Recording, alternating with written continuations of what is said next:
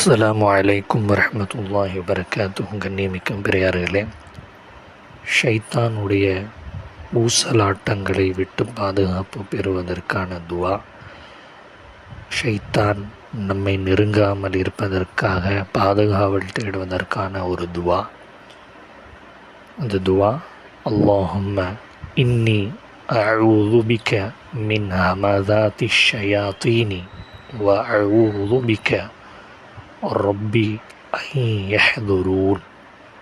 இதனுடைய பொருள், அல்லாவே, ஷைத்தான்களின் ஊசலாட்டத்தை விட்டும் உன்னிடத்தில் பாதுகாவல் தேடுகிறேன்.